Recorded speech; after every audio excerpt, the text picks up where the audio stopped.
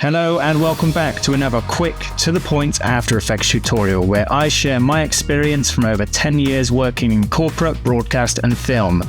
In this one, we're keying a subject and preparing them to be composited into a new scene.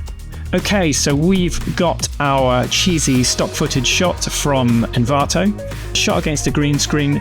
Pretty good setup, well lit, evenly lit. We've got a bit of shadow on the wall and the floor, which isn't the end of the world.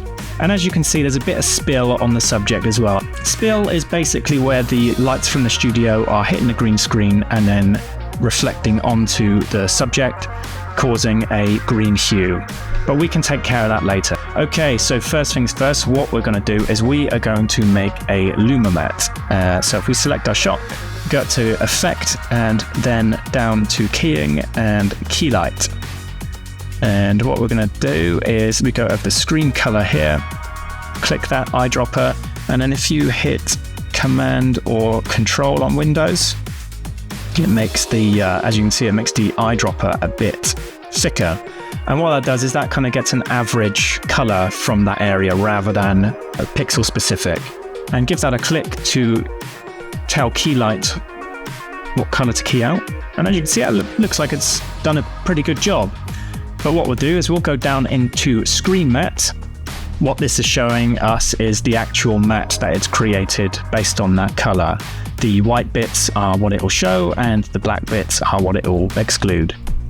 As you can see, there's a bit of white in the black and a bit of black in the white, so it's not going to be the best key in the world. So what we need to do is refine this matte.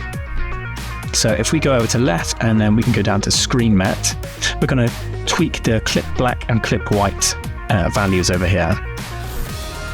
So if we bring the black up, so if you can see the screen at the back, the black bits are starting to get blacker. And then we're going to do the same to the white. We're going to drop the white down until we're happy with the result. So it should just be solid white for the subject and solid black for the background. Drop that down a minute, or not too far. Play that through, and that looks alright. And the one issue is he is wearing glasses, and glasses tend to reflect the screen. So as you can see up there on the top of his head, you can see a little black line appear when his glasses move, and that's just where it's reflecting the screen. Right, let's see if we can bring that down a little bit further, and that looks pretty good.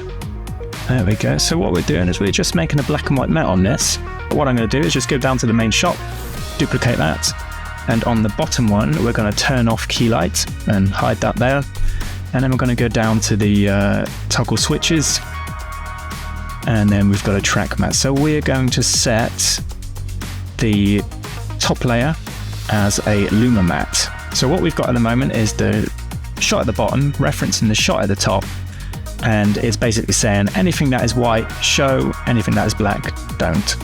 And as you can see, we've still got the issue of the spill on him, so he's got a bit of a yellowy green hue about it. And what we're going to do to get rid of that, we are going to go into Effect, down into Keying, and we are going to go to Advanced Spill Suppressor. And that does an okay job on its own, but what you can do is set the mode to Ultra, which gives you a bit more manual controls.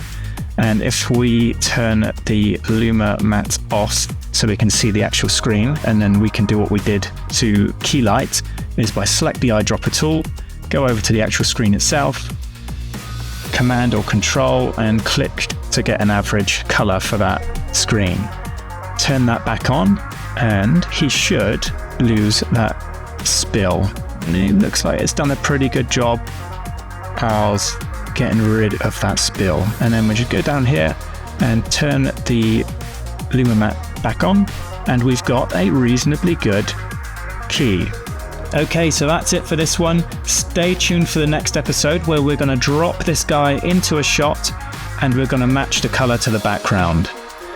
Thanks for watching. Let me know in the comments if you found this tutorial useful. These tutorials are designed to be as quick as possible so that when you're working against a tight deadline, you can drop in, get the answer, and get on.